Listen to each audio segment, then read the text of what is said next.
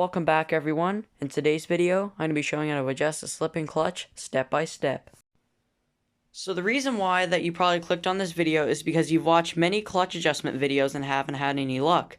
Basically, you tried adjusting up with the lever, you tried adjusting down to the cable tension, you've even adjusted the flower nut and still haven't had any luck with your clutch system.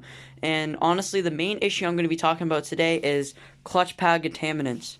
Basically what happens is you grease that bevel gear under your clutch cover, and what happens to the clutch assembly is some of that grease gets in there and causes slippage, and you're going to have a performance pipe on here and all that. Obviously it's just going to burn up your clutch pads. And just another thing, if you caught the issue earlier on, it's going to be a lot easier to fix, because all you're going to have to do is clean your pads, reassemble everything. If this thing has been going on for a long time and your clutch has been slipping, chances are your pads are worn down, and no matter how much you adjust that flower nut, you're not going to have any luck just due to the fact that they're so worn down. Just wanted to put that out there. I'll leave a link in the description or post a picture of some cheap clutch pads I think are decent. So now I'm going to start with my Allen wrench, and I'm going to loosen all the bolts on the side cover.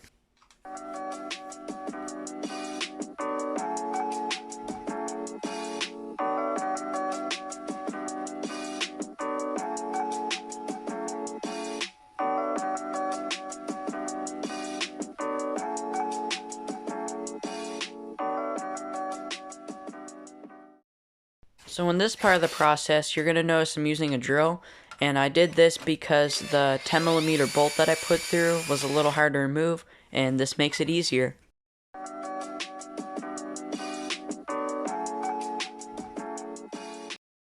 So in this clip, you'll see that I pointed at the clutch gasket, and the reason I did that is because it's very easy to rip when removing it.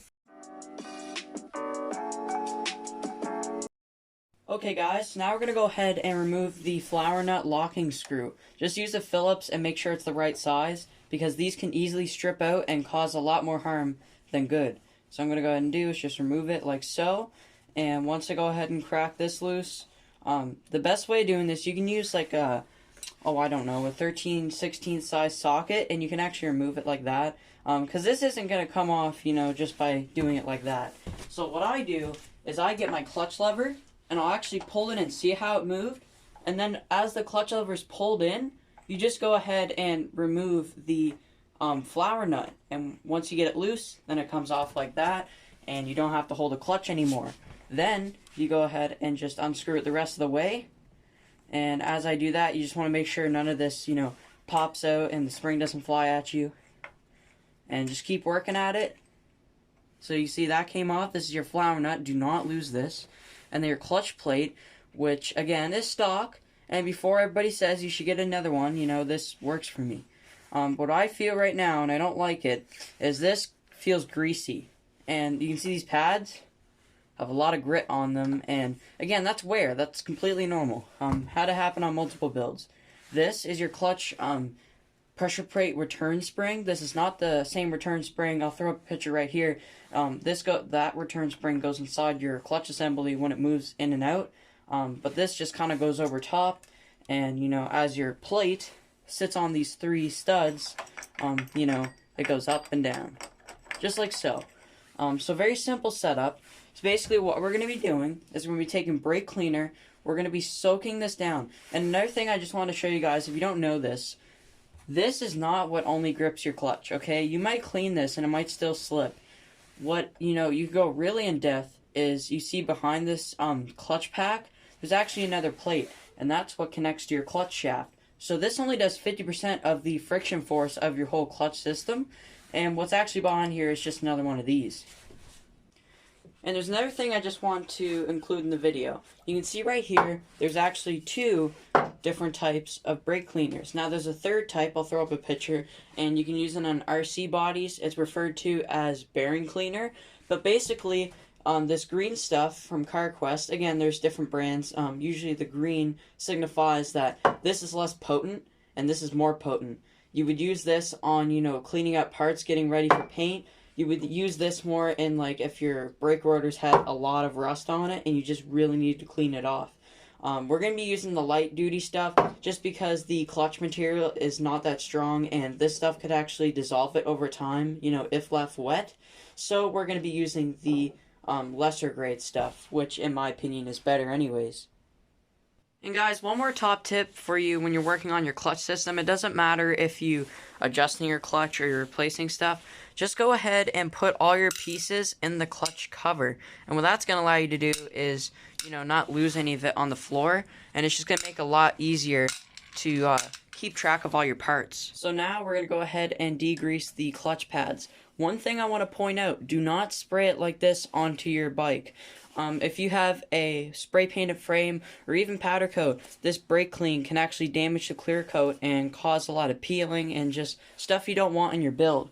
So what I'm going to go ahead and do is actually spray it on the shop towel first.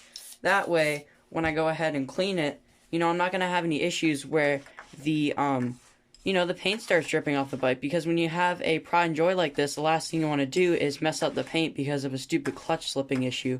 So that's that. And the reason this happens is because of maintenance. You know, you grease your bevel gears and whatnot, and basically what happens is the grease gets inside there and causes a lot of slippage, and just, you know, it's no good for your engine.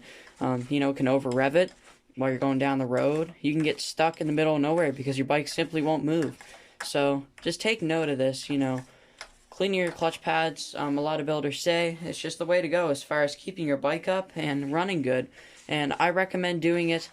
I would say if you had an engine like this set up here, I would say probably, honestly, once or twice a year would do. If you're a rider that rides every day, yeah, probably like maybe once a month, theoretically, if you grease your bevel gears a lot. But you can probably get away with it for only doing it once or twice.